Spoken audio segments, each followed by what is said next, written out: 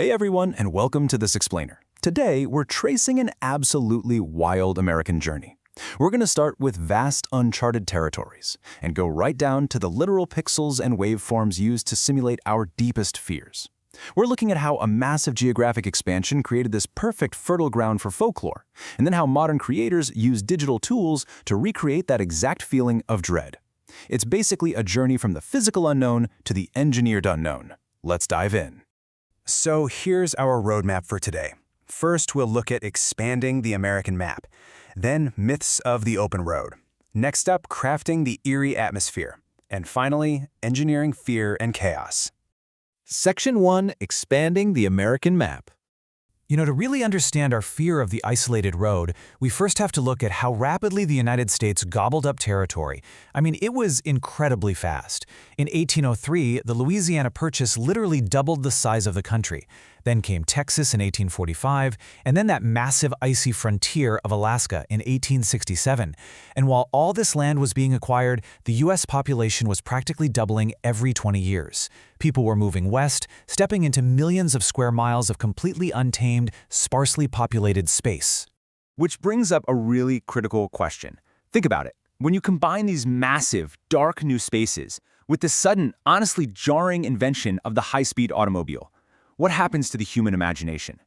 For generations, these isolated towns were used to the slow, predictable pace of horse-drawn carriages. And then suddenly, anomalous machines are tearing down country roads in the dead of night. It was an absolute shock to the system.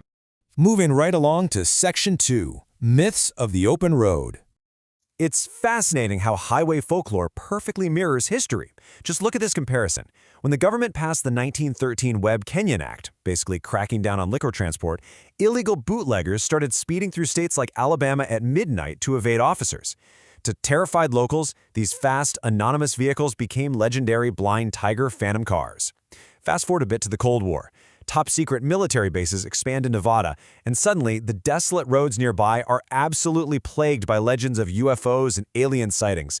The folklore maps directly onto real-world events. Take Nevada State Route 375, for instance. The state officially named it the Extraterrestrial Highway back in 1996 to capitalize on those Area 51 rumors. And honestly, you can easily picture it, driving down a road that sees maybe 200 cars a day, surrounded by old atomic test sites and secret Defense Department airstrips. It creates an incredibly marketable mystique for paranormal seekers. It's the ultimate blank canvas for the imagination. So, the crucial takeaway here is perfectly summarized by the scientist Jacques Vallée. He suggested that whether we're talking about elves, ghost carriages, phantom Buicks tearing through Nebraska, or modern UFOs in Nevada, the unknown simply adapts to our era. It keeps pace with human technology. The entities we project into the darkness, they always take a form that makes sense to our current technological anxieties. All right, Section 3. Crafting the eerie atmosphere. So, if you're a creator looking to build this kind of mystery on screen, the very first rule is controlling what the audience cannot see. Traditional three-point lighting? Throw it out. Instead, you want to use a single key light to cast really harsh shadows.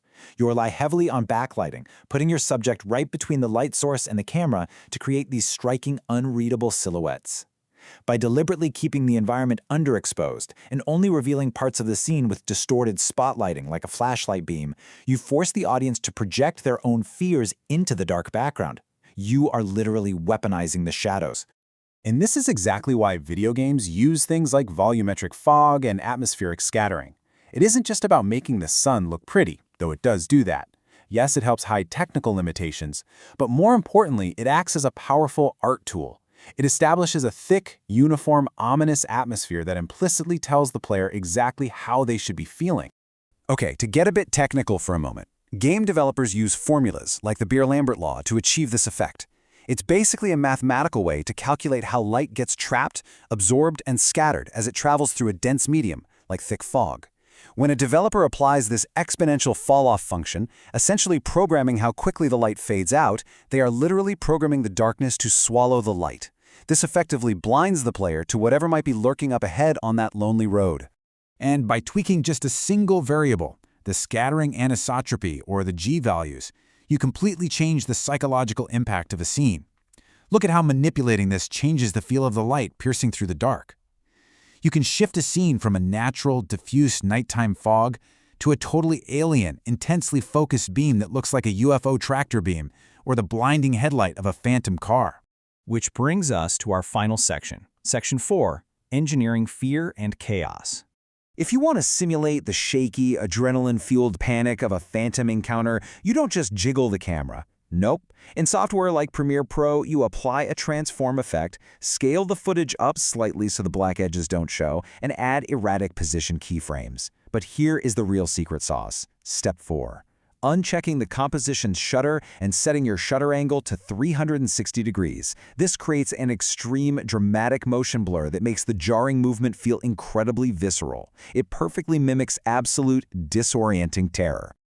But hey, visual chaos is really only half the battle. Professional sound designers will be the first to tell you that the real scare actually happens in the audio mix. You start by layering creepy ambiance, low wind, maybe distant whispers, just to put the viewer on edge. Then you introduce a riser. This is usually a screeching or metallic sound that gradually builds in volume, telling the brain, hey, something bad is coming. Then, dead silence. You pull all the audio out to create a total vacuum. And finally, you hit them with a stinger. A hard, massive, loud impact right when the visual scare happens. It forces the audience's nervous system into absolute overdrive. As audio professionals constantly point out, the absolute best way to master this isn't by just reading manuals. It is to sit in the dark, watch the horror classics, and actively listen. Pay close attention to how they manipulate your emotions using nothing but volume, timing, and dead silence. It is a brilliant psychological trick, played entirely through speakers. Well, we've covered a lot of ground today, from the vast expansion of the 19th century American map to the bootleggers and UFO legends that populated its highways, right down to the math and pixels used to simulate those very legends today. So I'll leave you with this thought. Knowing how the unknown adapts to our technology, and possessing the digital tools to manipulate light, fog, and sound, what modern phantom will you engineer next? Thanks so much for joining me on this explainer, and keep creating.